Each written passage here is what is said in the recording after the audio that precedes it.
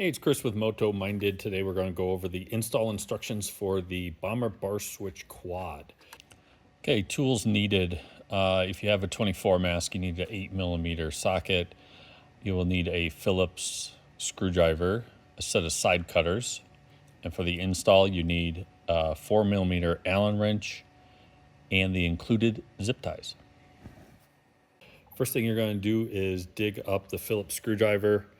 Under the switch there are two Phillips head screws. Take those out, take off. It becomes a clamshell, basically two halves, bottom and lower half. Take this guy off.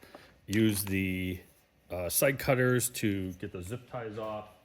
You'll need the 8mm wrench if you have a 24 bike to get the headlight mask off. Otherwise you have rubber straps. Pretty easy to uninstall.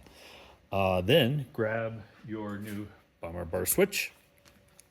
You will notice that we use the same exact plugs that the OEM, so it's a 1-to-1 as far as the electrical and our plug and ride system goes on the install. And we ship it with the billet back clamp on the guy. So you're going to remove these screws. Before you do, take a close look. There's a subtle little trick on here that we have. Because this billet back clamp is used across all of our switch lines now, we have, it has an offset to it. So on the quad, you're going to put the center justified part of the billet back clamp on the bottom, and you'll notice it might be a little hard to see in this video. I'll send a photo, but in person it's very easy to spot.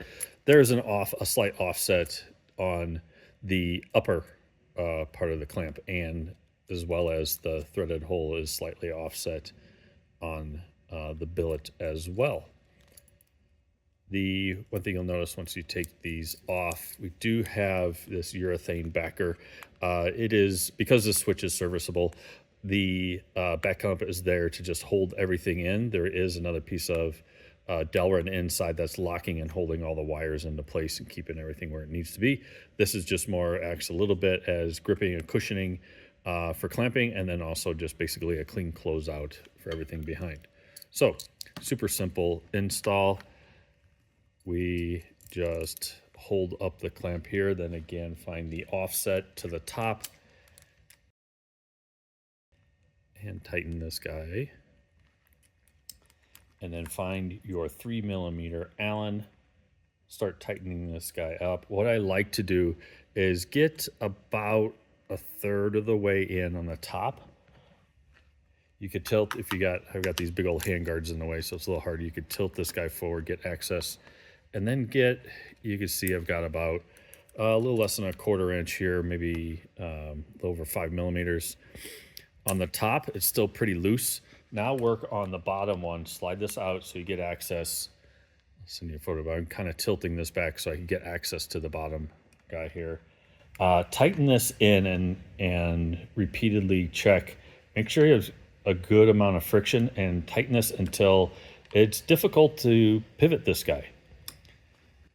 And then that gives you, do a little bit more, and then that gives you the position here. Get it positioned how you want. So folks like it tilted back a little bit. Some folks like it completely vertical. It's just more your preference and your ergonomics to reach the switches.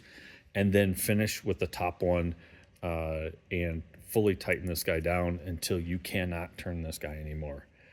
Go ahead and install, when you do plug it in, install the zip ties. If you got the hand guards, route it through, the OEM hand guards, route it through here. Otherwise, zip tie to your clutch post here. Keep it tucked away and tight. And that concludes our instructions. Thank you for your purchase.